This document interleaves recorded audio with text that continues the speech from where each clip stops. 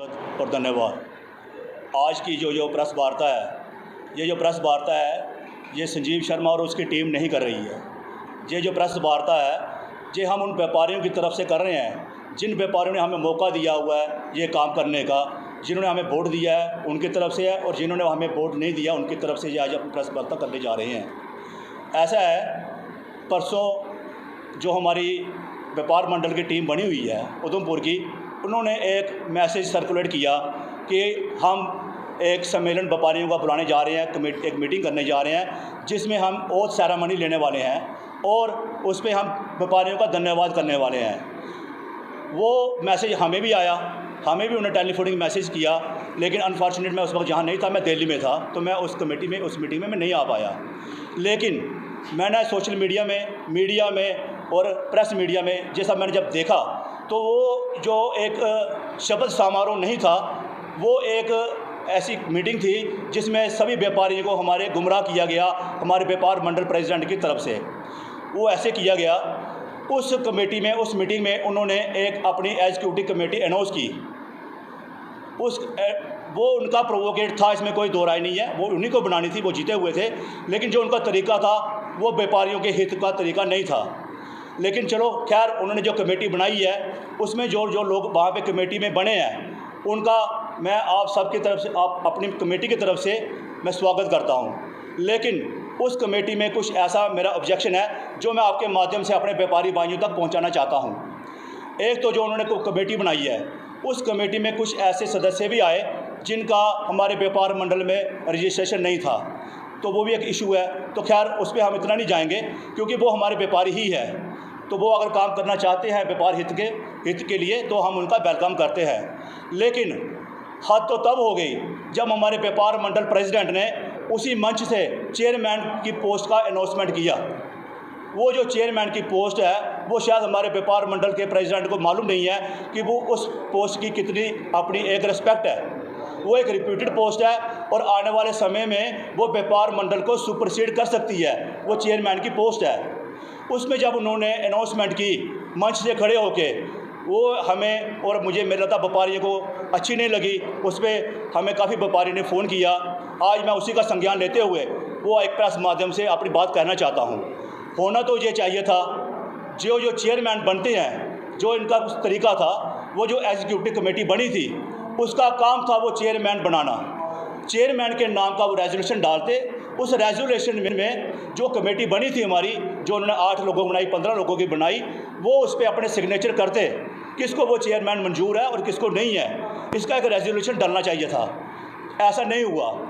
उसका एक ही कारण था कि जो व्यापार मंडल के प्रेसिडेंट ने अनाउंसमेंट कर दी कि हम आपको वाइस प्रेसिडेंट बना रहे हैं, हम आपको सीनियर वाइस प्रेसिडेंट बना रहे हैं, हम आपको ऑफिस इंचार्ज बना रहे हैं।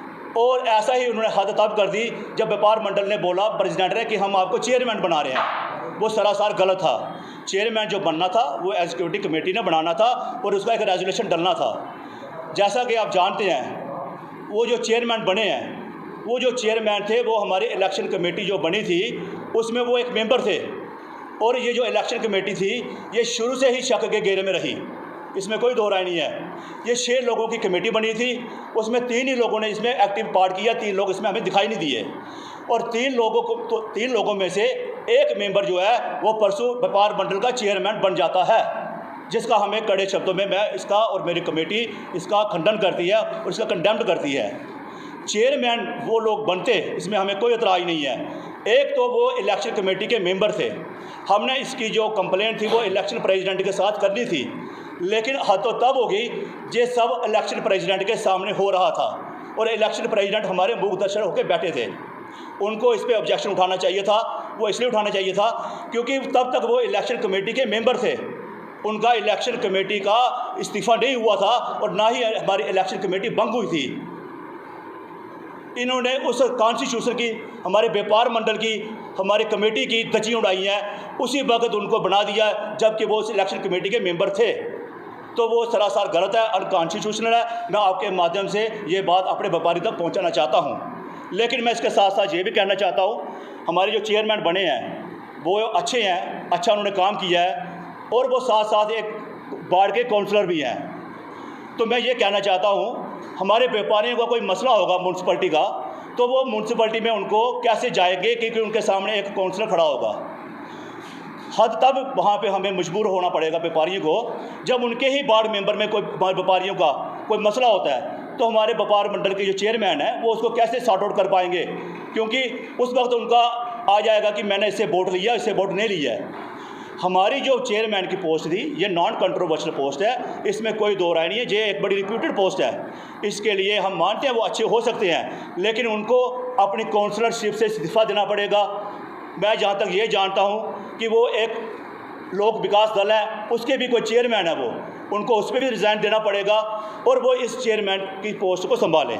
लेकिन मैं आपके माध्यम से ये मैं ज़रूर कहना चाहता हूँ कि वो तब तक अपने इस इस्तीफ़े को मंजूर ना, अपने इस पोस्ट को मंजूर ना करें और अपनी चेयरमैनशिप से इस्तीफ़ा दें व्यापारियों के हक़ के लिए, व्यापारियों की हित के लिए। अगर उनको काम ही बिल्कुल, इस पर हम ऐसा करेंगे, जैसे देखिए हमारे व्यापार मंडल के प्रेसिडेंट बने हैं, उन्होंने शुरू से ही हम व्यापारियों को गुमराह किया है। आज मैं 4 साल हम उनको भी बने हुए हो गए, अब दोबारा वो बन गए, आज तक उन्होंने व्यापार मंडल के अकाउंट का हिसाब किताब तक नहीं दिया। तो मैं आपको बताता हूँ, उनका जो टर्नओवर था 22 अप्रैल को ख़त्म था, 25 अप्रैल को उन्होंने हमारे व्यापार मंडल के अकाउंट से 80,000 रुपये निकाला है। आज मैं आपके माध्यम से ये भी उनसे पूछूंगा कि उन्होंने किस रेस्पेक्ट से वो 80,000 रुपये निकाला, उसका जवाब वो हमारे व्यापारियों को दें। रही बात, अगर आपका ये सवाल है कि अगर ये नहीं करते हैं तो हमारा क्या एक्शन होगा, इसमें मैं आपको क्लियर कर देता हूँ, जो भी एक्शन होगा हमारे व्यापारी भाई लेंगे, हम व्यापारियों के बीच जाएंगे। इसमें मैं ये भी बोलता हूँ, अगर उनको वहाँ अनाउंसमेंट ही करनी थी तो उसमें उसको कोरम पूरा करना चाहिए था। कम से कम हमारे 50% जो लोग व्यापारी हैं वो वहाँ पर मौजूद होने चाहिए थे, उनके सामने वो अनाउंसमेंट उनको होनी चाहिए थी। IBN 7 खबरनामा, हर खबर सच के साथ।